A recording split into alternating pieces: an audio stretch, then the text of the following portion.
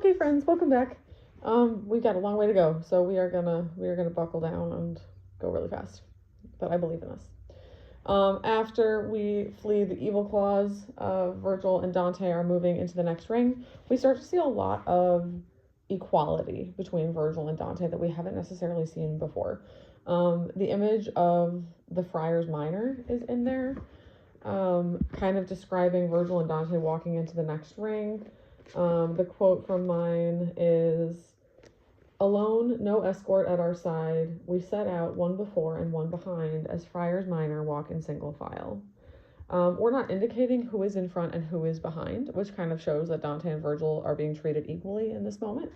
Additionally, the friars minor are Franciscans. Kind of their thing, especially in this time period, is poverty. They completely depend on the Lord to provide for their material needs. There are some groups of Franciscans even today that they don't save any food or money from one day to the next. They just trust that God is going to provide for their needs the next day, just like he did today. They depend on donations from others and things like that. And so there's this poverty, this humility, and this brotherhood among the friars. And that's kind of what we're seeing here with Dante and Virgil. We're no longer worshiping Virgil as, our amazing, wonderful guide who knows all things and is so wise. He is just somebody else walking alongside us in fraternity and brotherhood. So, good sign. The next image that we get compares Virgil to a mother, actually, rescuing Dante from. Oh, wait, hold on, I skipped the mirror. After the Friars Minor, there's an image of a mirror, where the way that the sentence is constructed is kind of awkward, but basically Virgil, like Dante says, "Oh no, aren't we worried about the evil claws, the demons?" And Virgil says, "Your thoughts are reflected back to me, in my own heart, as clearly as if, it were an image in the glass. I look at you and I see myself. Your thoughts are my thoughts." So that image of kind of fraternity and brotherhood is also there. And then we move on to the maternal image where Virgil saving Dante, holding him and sliding down the bank, is compared to a mother seeing that there's a fire, grabbing her baby and making an escape. We love a love image, right? We know in this cosmology, the center of the universe is love. Love is the thing that makes everything else work.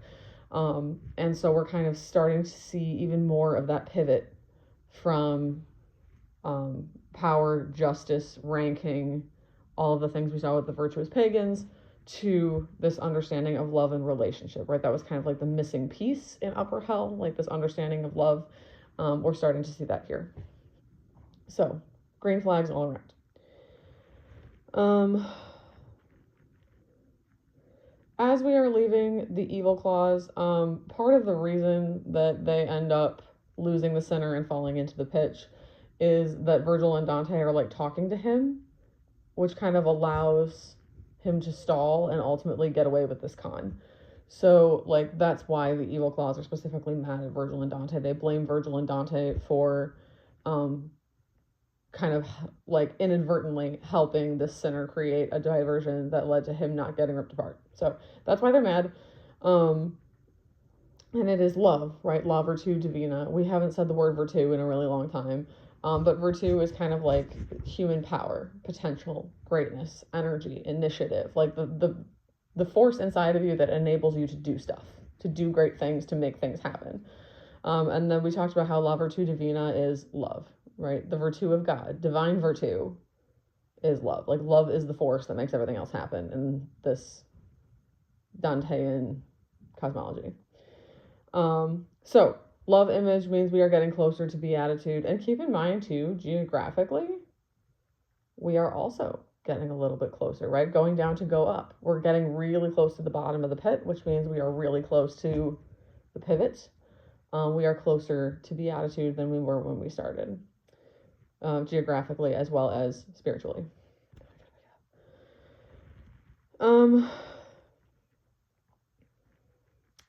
We make it into Bulge 6. The evil claws can't follow us into Bulge 6 because they can't. hell magic. I don't, they can't because they can't.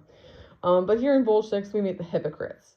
Hypocrites are people who say one thing and do another. Do as I say, not as I do. These hypocrites are being punished by wearing a super heavy lead cloak. So there's like a hood over the head, and then of course the cloak body piece completely covers them. And while the cloaks are like this brilliant gold on the outside, on the inside they are lead.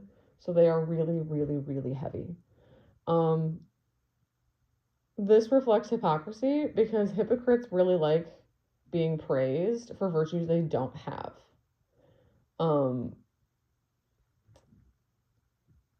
In the scriptures, we see Jesus refer to the Pharisees as hypocrites, because they wear the costume, like the outfit, the vestments of a rabbi, of a Jewish priest, and they perform all these ceremonies and remain very ritually pure, but then in their hearts, like, they're not necessarily as virtuous as they might appear on the outside. Like, that criticism of Jesus is kind of why hypocrisy ends up here in hell for Dante. And it's the same kind of idea, right? On the outside, there's this brilliant gold that is definitely not present underneath. Also, the cloaks are really, really, really heavy. And then the consequences that they are carrying or dragging these cloaks with them as they walk and walk and walk around the circle. So it's like a big, like this bulge is like a big, it's almost like a track, right? Like, it's like this like big circle that you walk around on. And they're just like walking, like dragging this really, really heavy thing. Keep in mind, from their perspective, they can't see the gold, right? Like, they're under a hood. They're being pushed down to the ground by this tremendous weight. So they're stuck, like, looking down, looking at their feet, carrying this weight, and they're not even able to see this, like, glittering gold, beautiful facade that they tried to present to everyone else. It's not real. It doesn't benefit them in any way at this point. They're just stuck carrying the weight of it.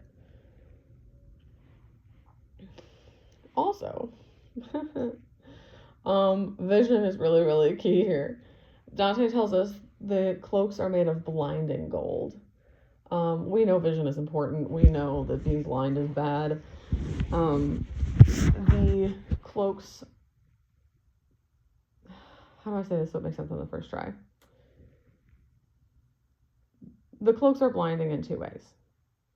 The first way is that if someone else like Dante were able to look at them, the shininess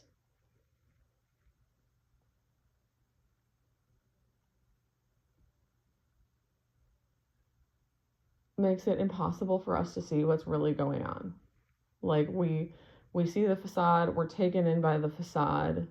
Perhaps we even desire to look like that ourselves, right? It's really pretty, it's sparkly.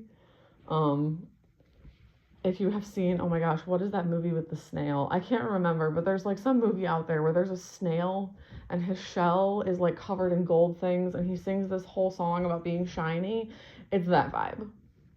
Like, you are being drawn in by the shininess, but then it isn't real. So it's blinding in that way. It is also blinding because again, if I were there, I would like kind of make you walk this in some way. If you think about being, oh, it's a hoodie, guys. Okay. If you've got your hood up on, like your hoodie hood over your head, and you're looking at your desk, you can't really see very well out of your right and left sides. And I don't think you're allowed to because dress code, but like if everybody in the room were to like put their hoodie hoods on, you can't see each other. You're cut off. Your sight lines are impaired. And for the sake of time, I won't make you think through it. I'll just tell you. But hypocrisy cuts off community in the same way. You're not presenting your real self to the world. You're like putting all of your energy into keeping up this fake exterior. And so the version of you that people are getting to know isn't the real one. It's this like made up persona that you've created. And because other people aren't able to get to know the real you, you are not able to form authentic relationships with them. Your hypocrisy, your desire to be viewed as more than you are or different than you are, prevents other people from seeing you. And in this case, that's literal, right? Like, we can't see the hypocrites because they're like underneath this hood.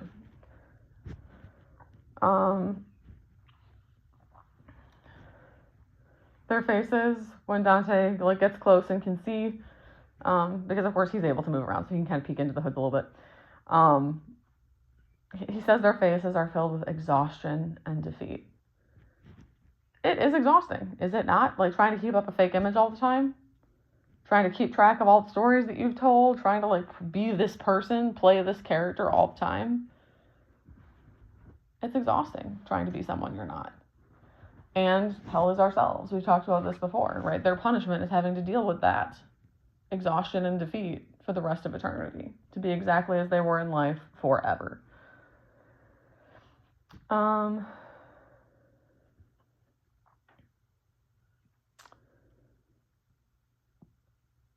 As the sinners are walking with their heavy, heavy cloaks, there are some that are nailed to the ground. Caiaphas is the high priest who in the scriptures is one of the figures primarily responsible for sentencing Jesus to death. His father-in-law Annas is in there too. And these guys in Dante's hell are crucified by being nailed to the ground. So instead of being nailed to a cross like Jesus was, they are nailed to the ground with their arms out to the sides and their feet straight down below.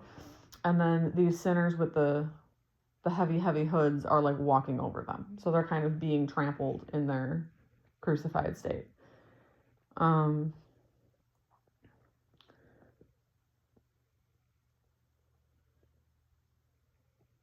Please let me know if you have questions about why they're here, why they're considered hypocrites. I would be happy to dig a little bit more into that tomorrow if I need to. But for the sake of time, I am going to move on. Hopefully we're writing down questions. I forgot to remind you at the beginning, but it's always a good idea if we're doing video notes to like write down questions that you want to ask me in your notes, maybe highlight them so you don't lose them.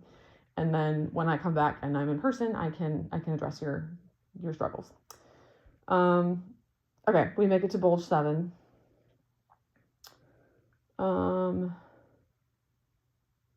That's fine. The purpose of the Christian life, right, embracing this journey is to make us strong enough for beatitude. Dante is tired from the climb out of bulge 6, and Virgil basically calls him out because the journey to greatness isn't comfortable. He describes it in his Roman way. We know that's not really how Dante's going to go about it, right? We're learning about love. We're moving away from that Virgilian perspective. But this idea that the Christian life is supposed to be hard, and that's fine.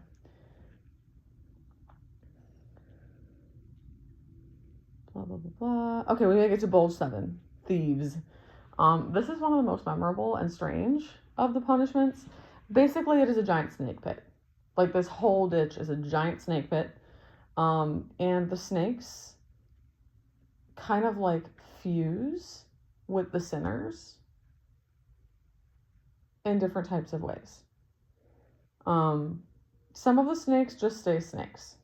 They wrap around the people, they tie their hands, they bite, usual snaky stuff. Some of the snakes kind of like fuse or merge with your limbs so that like you have an arm that becomes a snake or a leg or something like that. And then some of the snakes have legs and they will walk up to you, and they will get on their hind legs, and they will give you a hug, and they will fuse like their whole body with your whole body, and you will become a snake. And then after you are transformed into a snake, you will like poof into a pile of ash. You like kind of spontaneously combust, but there's no fire. You just like poof, and then you respawn. It is very strange, but it makes sense because thieves steal from others. So in this moment, snakes are stealing from them. They're stealing the very essence of the sinner's humanity. The sinners on earth like stole stuff from other people, right? They took other people's goods and property and whatever else and kind of fused it with their own. Thieves don't really have like a separate like, cabinet in their house labeled stuff I stole. Like it's just kind of like you take what you want and then you act like it's yours. You just like mix it in with the rest of your stuff and hope nobody ever notices. That is exactly what's happening in the snake pit to the sinners. Like their very form, their very humanity is being stolen by these creatures. Their form, the only thing they have left, their humanity is being fused with another creature.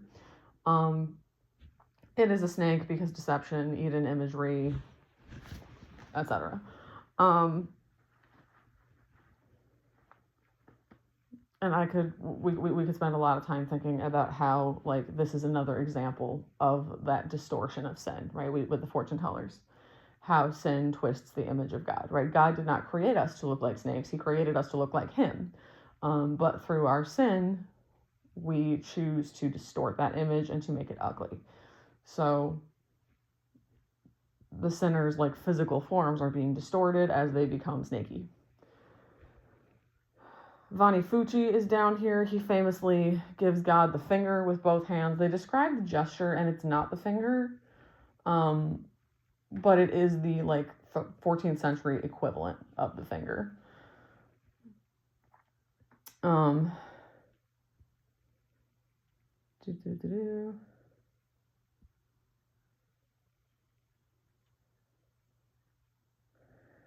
Another thing that you will sometimes see happening in the snake pit is if you don't spontaneously combust after you become a snake, you can slither over to someone else and bite them, and then you will take on their form and they will take on your snakiness. I hope that's not too confusing. If it is, ask me later. Next up, Bulge 8. This is my favorite. Bulge 8 is for evil counselors, people who deliberately give bad advice. Like, not as in you made an error in judgment and your friend suffered, but in the sense that you deliberately told people to do the wrong thing for your own mischievous ends. We see Ulysses and Diomedes in here. Remember, Ulysses is Odysseus. We know that he is our man of twists and turns. Like, he is known for being sneaky. He is known for being crafty. In Greek lit, that is celebrated as a heroic virtue. In Roman lit, that is, like, condemned as the reason Troy falls. Right? This, like, wicked manipulation of Ulysses. The Greeks cheated. Like, that idea. So they are here. Diomedes is also here. You don't necessarily see the side of Diomedes in your reading. So it's not super clear from our tradition, like, what he's doing in here. I believe there's, like, an unrelated work that might explain it, but I don't, I haven't read that myself. But Diomedes and Odysseus are together in this, like, single flame. And, like, all the other evil counselors, they are kind of, like, consumed into a flame and walking around the circle. Like, from the top, how do I describe it? If you've ever seen, like, lots and lots and lots of people holding candles in one place. My instinct is to Google you an image, but I don't have time. But it's like Dante and Virgil are, like, looking down at the evil counselors, and they're all filling this ring, and each one is a tongue of fire. And then these little flames are, like, moving as the sinners kind of walk around.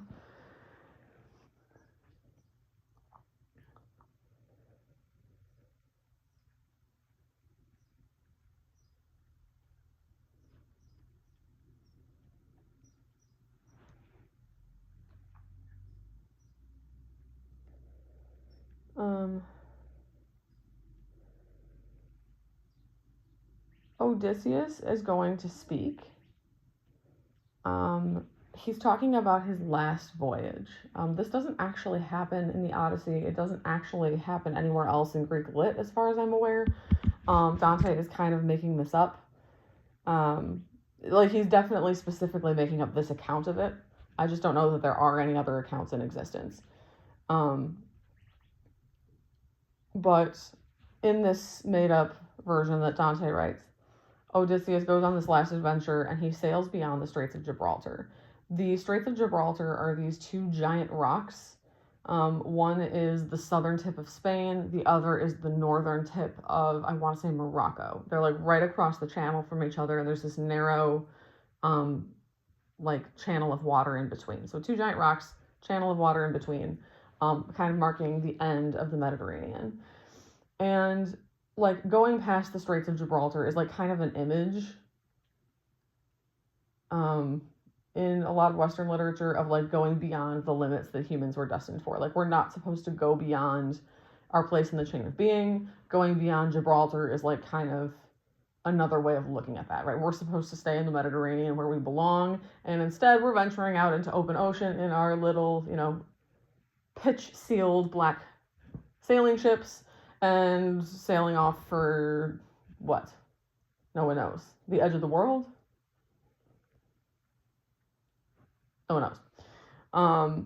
So Odysseus makes the decision to go beyond Gibraltar, and everyone suffers.